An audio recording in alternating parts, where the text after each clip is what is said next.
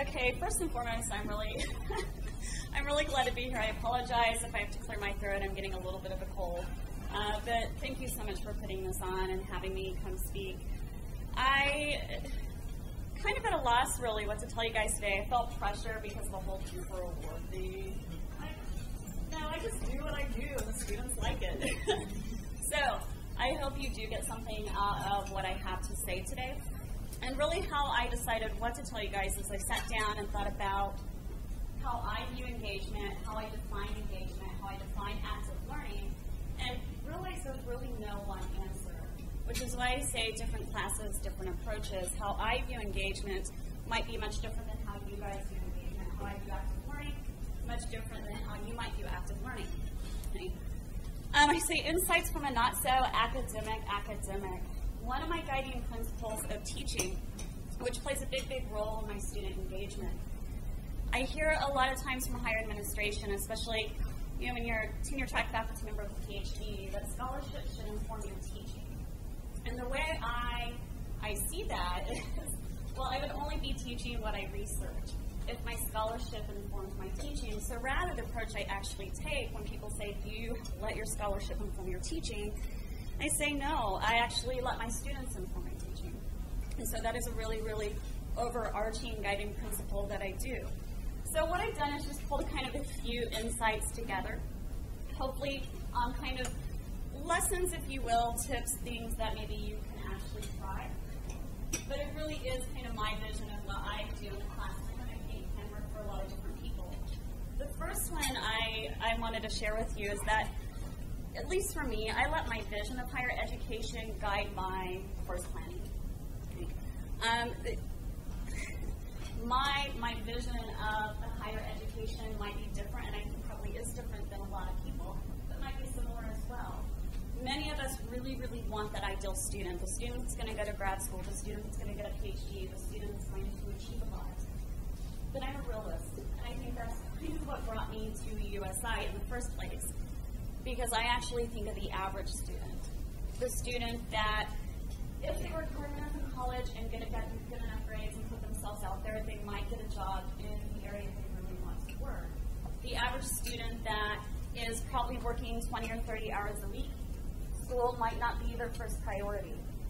That is what guides my course planning, is that average student, not the ideal. I think it was the ideal. I probably let my scholarship inform my teaching more than the average or the students letting inform my teaching.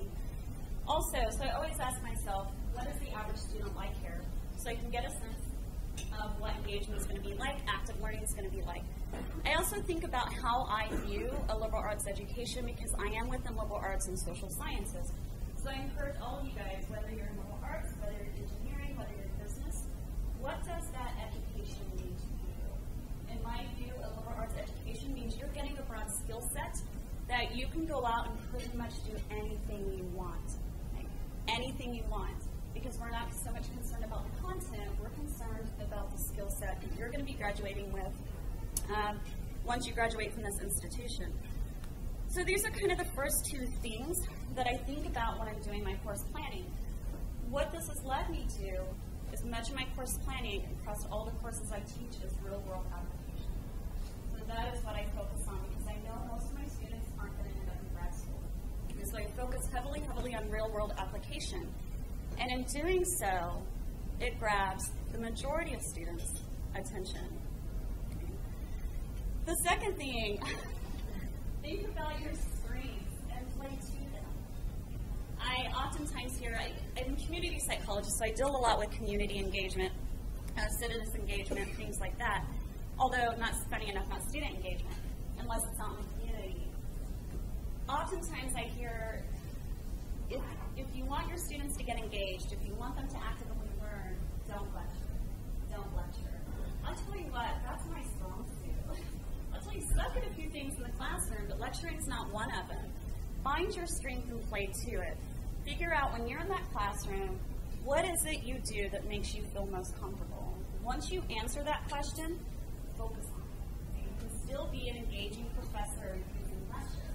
I look at my teacher evaluations too, because again, my students inform me just as much as I inform them. So the consistent thing across universities I've taught at that show up in my teacher evaluations is that the lecture is absolutely fascinating. So I know I'm doing something right. So you ask those two things, and of course for me that resulted in real-world application, focus on my strength, which is lecture.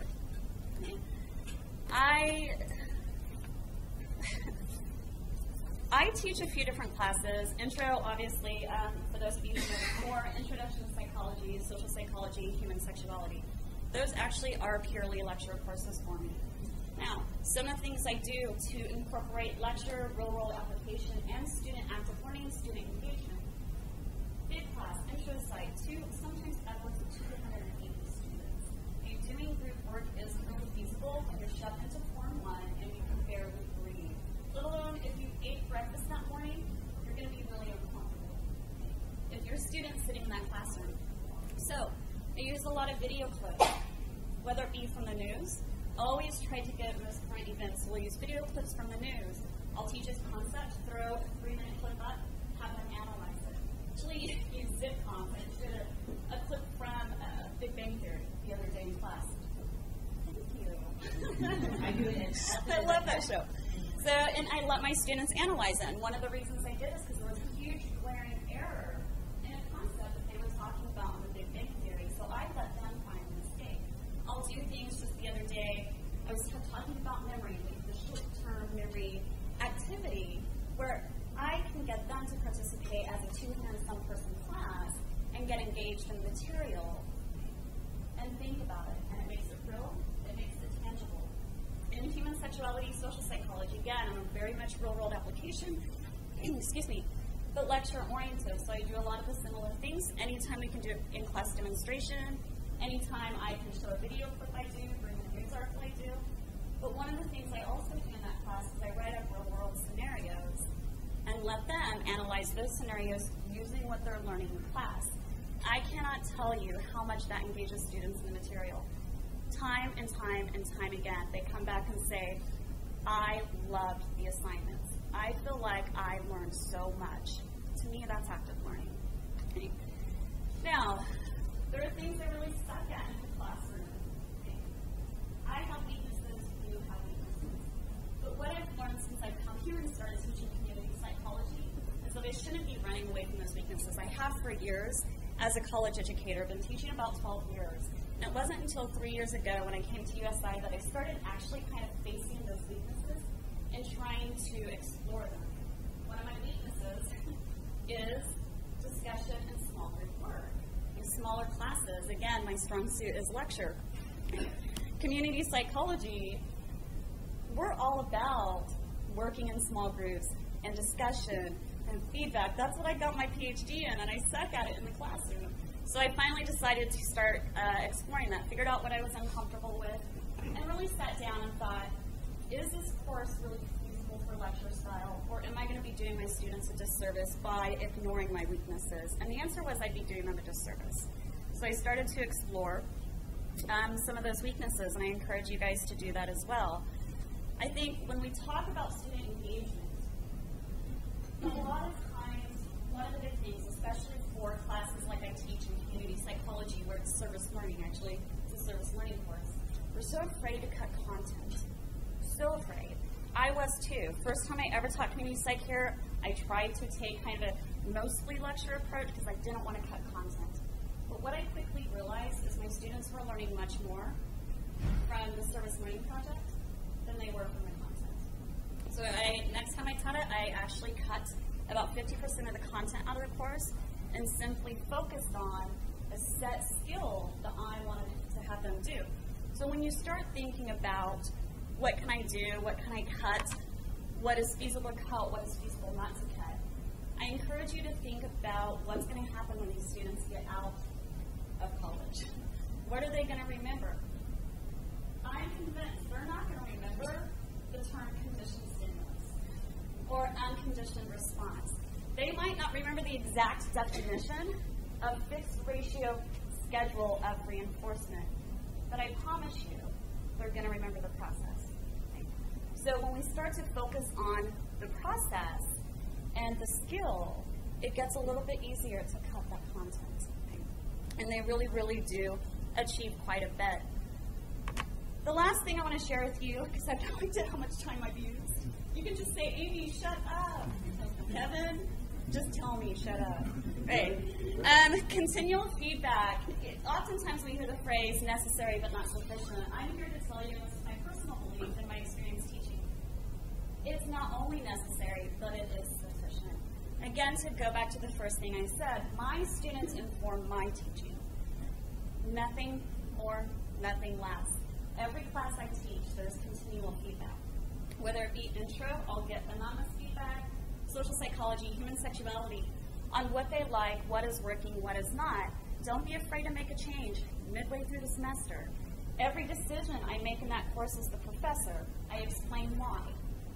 And if they don't agree, they tell me. So it's this idea of this continual feedback. What I've learned, especially with community psychology, it gives them a sense that you trust them. And that is the one thing, again, students guide my teaching.